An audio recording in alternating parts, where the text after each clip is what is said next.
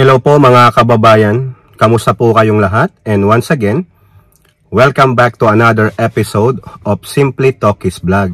So tayo po ay magbibigay ng maiksing komento, opinion at reaksyon sa mga mainit na usaping politika sa ating bansa.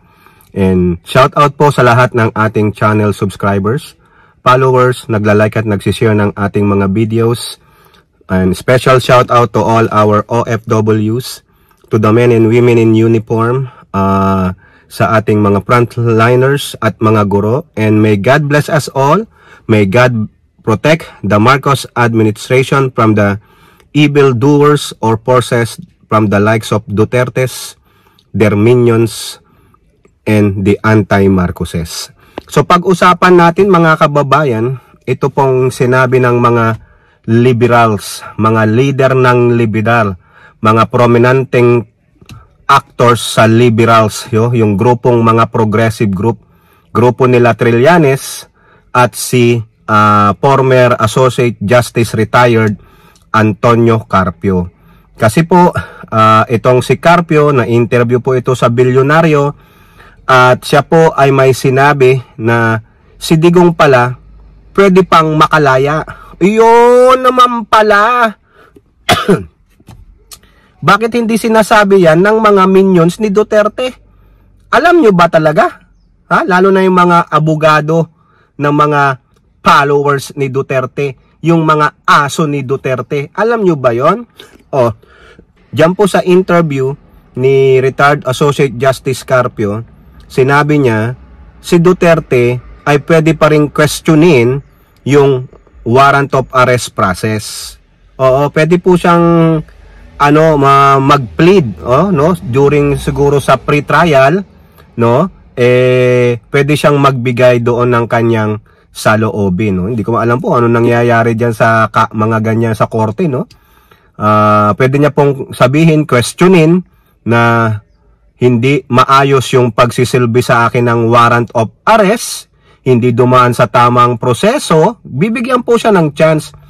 And also, pwede rin po pala siyang magpiyansa. Di ba? Kaya sabi ko, pwede siyang makalaya. Pwede niya pong i-request sa korte, sa ICC, na magpiyansa siya. Kasi, mukha naman yata bailable yon, yung kanyang kaso, yung crimes against humanity. Now, the very question is, kung ia-allow siya, di ba? Kung papayagan siyang magpiyansa, kailangan ipakita niya, patunayan niya sa korte na siya po ay hindi flight risk. Ibig po sabihin ng flight risk, after kang payagang magpiyansa, palalabasin ka sa kulungan, makakalaya ka, babalik ka sa normal mong pamumuhay, pero hindi mo ba kami tatakbuhan? Ganun po yun. Kung sakaling pabalikin ka ng korte, tawagin ka sa mga hearing, ikaw ba ay sisipot? Ikaw ba ay hindi aalis doon sa designated lang na lugar na sabi mo hanggang doon ka lang?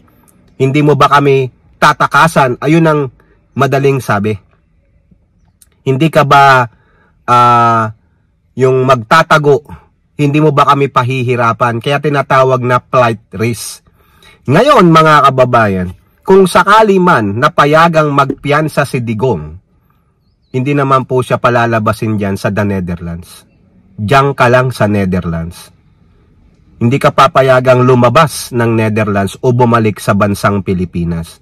Siguro, kung maaawa sa'yo ang korte because of your age and your health, baka naman, with prayers. Yan. Sige, sabihin na natin. With prayers, mga kababayan. Baka naman, payagan siyang umuwi ng Pilipinas pero a-attend ka sa mga hearings via online siguro. O di kaya, lilipad ka dito. Ngayon, ito ang sabi ni Antonio Carpio. Yung pagpapiyansa, baka mahirapan siyang payagan. Kasi, flight risk si Digong. Bakit siya naging flight risk? Kasi yung warrant of arrest na lang Defiant na siya nakita ng korte, ay itong taong to, kine-question yung warrant of arrest, kine-question niya yung mga otoridad, no, mukhang manlalaban siya, defiant siya. Yun ang problema, sinasabi ni Carpio. Kaya, the probability of yung pagpapiansa, it is a smaller percentage. Baka hindi siya payagang kasi flight risk siya. Baka nga, magtago na yan. Maski na dyan sa Netherlands, magtago siya. Maraming connections si Digong. Baka pumunta ng Russia yan. O baka itakbo na lang siya sa China. Di ba? Ganon, di na siya masisilo. Lalo na sa Russia. Ewan ko kung may Interpol doon. Kung yung Russia ba, kasama sa International Police, member. Ang China, alam ko, member ng Interpol. Pero siguro may mga states din na baka mahirapan din sa mga extradition o yung mga ibang country. So, sabi lang ni Retired Justice Associate Carpio, baka hindi siya payagang magpiansa. Pero, bailable pala eh. Depende na sa korte kung papayagan ka. Pero the probability of that is very slim. No? Yun ang magagawa ni Digong. Questioning niya yung warrant of arrest at pwede siyang mag-request ng bail. Depende sa korte kung ia-allow siya. No, kung ia-allow siya, hindi siya pwedeng lumabas ng Netherlands. Diyan ka lang. Barring any humanitarian reason, di naman siguro ganun kasama yung mga judges o whatever. Kasi matanda na rin naman si Digo. Di po ba? So mag-abang-abang tayo. Okay? Now, punta naman tayo sa isa pang Antonio. Si Antonio Sunny Trillanes IV. Kasi po, in-interview po si former Senator Trillanes ng ANC at ang dami po, hahaba eh. Pero ang nakita ko po na sinabi niya, dapat si Digong mag-purify na ng kaluluwa. Purify your soul. Sa Tagalog, magnilay-nilay ka na, humingi ka na ng tawad sa poong may kapal. Tarantado talaga to si Trillanes, ang lakas mang asar. Kasi sabi niya, yun daw mga oras na yan, no, habang wala pa naman pre-trial hearing si Digong, nandun lang siya sa kwarto niya, no, palakad-lakad doon sa lobby o whatever, o anong merong freedom siya doon sa ICC. Sabi ni Trillanes, isa sa mga payo niya, magnilay-nilay na siya. Pagsisihan niya na yung mga nagawa niyang pagkakamali. Kumbaga manumbalik ka sa Diyos, imbis na murahin mo ang Diyos, humingi ka na ng tawad. Ituwid mo na ang mga mali mong nagawa. Kung maaari, gumawa ka na ng statement na sabi mo, I am remorseful and asking for forgiveness to all the family of the victims of my drug war, EJK. Ganon. Kaya sabi nga sa English, purify your soul. Sa Tagalog, magnilay-nilay ka na. Linisin mo na ang kaluluwa mo. Ang maganda, Digong, para lalong malinis ang kaluluwa mo, magpabautismo ka. Wag yung wisik-wisik. Hindi yon.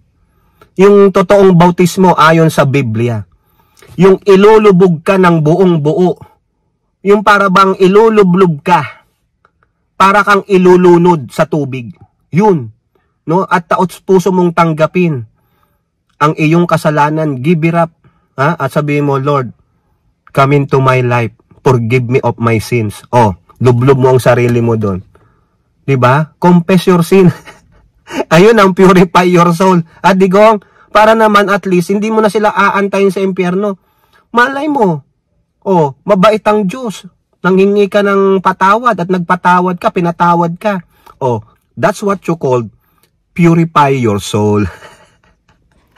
Di ba mga kababayan? Ito pa, yung isa sa mga fact check ni Trillanes, idagdag lang natin, kaakibat din pala dyan mga kababayan, yung pwede daw pong ma-sequester ang mga assets ni Digong. Kasi, kaakibat daw doon sa mga crimes niya, kasama doon yung drugs. Di ba sinasabi ni Trillanes, si Digong ay isang malaking drug lords. Pinatay niya lang ang kompetensya para monopolize nila ang drug trade, illegal drug trade sa ating bansa. Kaya pwedeng pwedeng halongkatin yung mga assets nila Digong na kung saan hinihinalang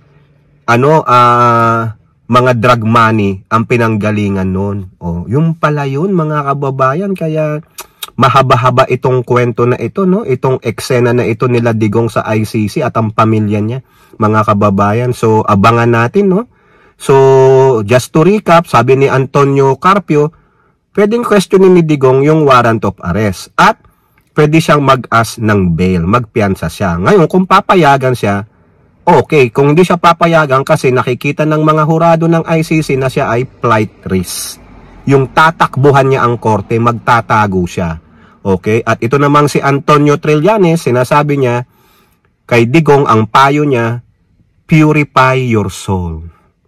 Magnilay-nilay ka na.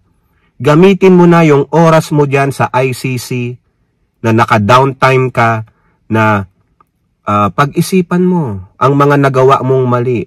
No? Humingi ka na ng tawad. Huwag ka nang maging masyadong mapagmataas. No? Kung maaari to purify your soul, magpabautismo ka. At pwede palang masis, no? Yung kanilang mga assets, pwedeng maimbestigahan kasi related sa drug war. Okay? Kayo po, ano pong inyong masasabi? Comment down below and don't forget to like and share. Hope to see you on the next videos. Bye-bye. God bless.